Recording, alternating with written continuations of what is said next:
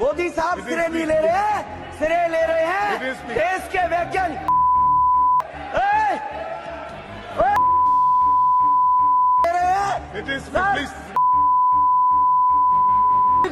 ये बता रहा हूँ सर, ये जो श्रेय अगर जाता है तो देश के प्रधानमंत्री को जाता है।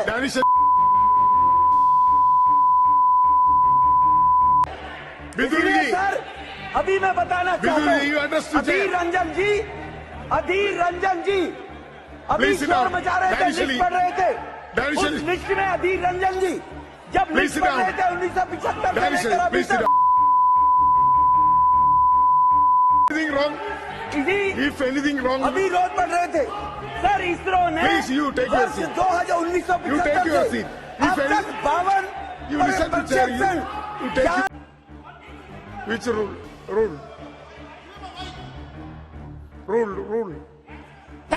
Sir, honorable member is saying a terrorist. To whom he is saying the terrorist? Or the terrorists are in this house? What he says? If terrorist can enter in this house, he must apologize. ये क्या है? We'll verify the record. What he says? How can he be allowed? No, you. How can he be allowed to say Okay, this? Viduri, you can.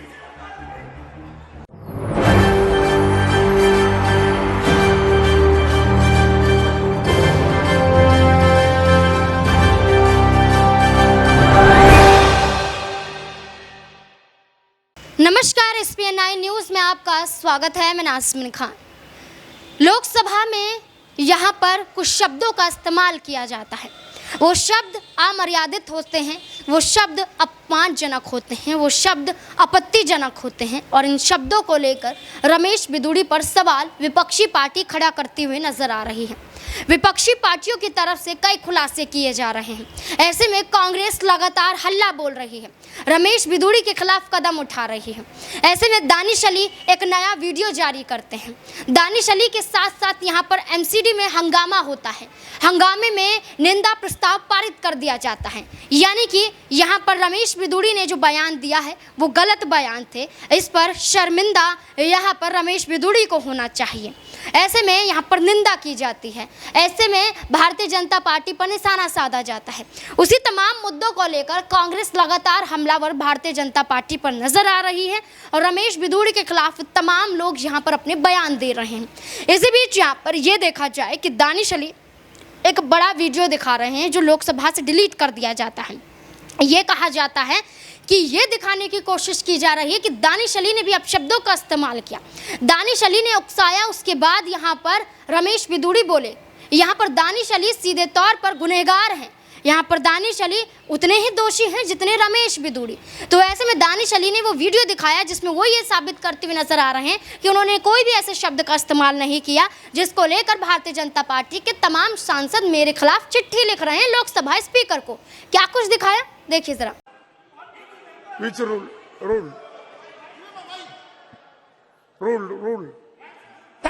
Sir, honorable member is saying a terrorist. To whom he is saying the terrorist? Or the terrorists are in this house? What he says? If terrorists can enter in this house, he must apologize. ये क्या है? We'll verify the record. What he says? How can he be allowed? No, you. How can he be allowed to say Okay, this? Viduri, you can. अब दानिश अली के इस video के बाद कांग्रेस यहाँ पर यह कहती हुई नजर आ रही है और तमाम लोगों का यही कहना है कि अब लोकसभा स्पीकर इस पूरे मामले पर देरी करते हुए नजर क्यों आ रहे हैं। लोकसभा स्पीकर को अब तुरंत यहाँ पर कार्यवाही करनी चाहिए। क्या कुछ और कांग्रेस की तरफ से कहा जा रहा है, देखिए जरा। भाजपा सांसद रमेश बिधूड़ी ने बसपा के सांसद दानिश अली जी को जो शब्द संसद की कार्यवाही के दौरान कहे वो सुनकर आप चौंक जाएंगे। उग्रवादी और आतंकवादी तो उसमें शायद सबसे शालीन शब्द था। उनको मुल्ला, भड़वा, कटुआ ऐसे शब्दों से संबोधित किया गया और ये बिल्कुल साफ था कि ये शब्द सिर्फ दानिश अली को नहीं, उस पूरे समुदाय के आधार पर कहे जा रहे थे जहां से वो आते हैं। दो आपत्तिजनक बातें थी। जब रमेश बिधूड़ी ये सब बोल रहे थे तो उनके साथ रविशंकर प्रसाद और डॉक्टर हर्षवर्धन ऐसे अट्टहास लगा रहे थे मानो क्या गजब का चुटकुला सुनाया हो रमेश बिधूड़ी ने। और दूसरी बड़ी आपत्ति यह है कि एक सांसद को दूसरे सांसद ने वो शब्द कहे जो सड़क पर लड़ते हुए लफंगे भी एक दूसरे को ना कहें, और सभापति महोदय ने, लोकसभा के स्पीकर ने सिर्फ चेतावनी देकर छोड़ दिया। निलंबन का इससे ज्यादा बेहतर और बड़ा दूसरा कोई कारण नहीं हो सकता है ओम बिरला जी।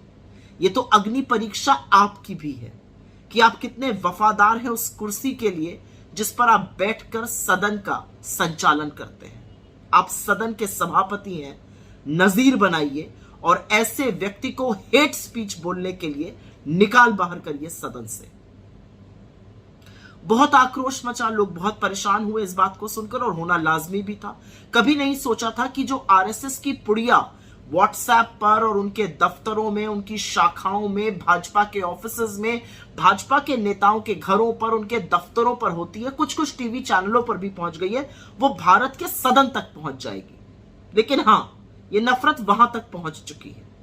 आरएसएस की फैलाई हुई आग आज भारत के सदन में दहक रही है।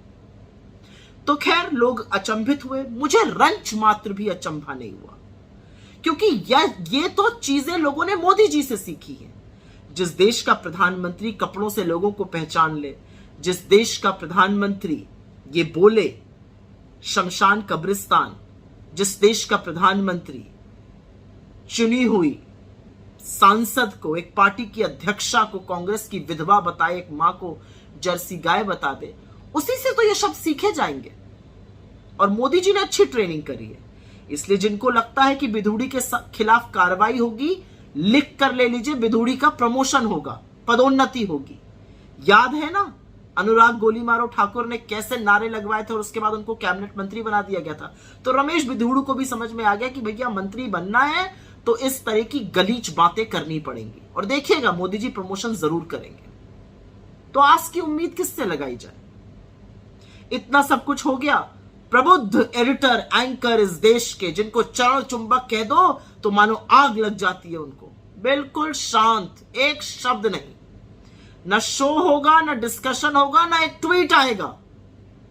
तो आप लोग जो अपने आप को लोकतंत्र का प्रहरी कहकर बड़े बड़े सवाल पूछने का दावा कर रहे थे, बैन करने पर बड़ा आफत आप लोगों ने मचाई, अरे एक ट्वीट तो करिए। भारत के सदन में एक आदमी ने गंदी गालियों का उपयोग किया है।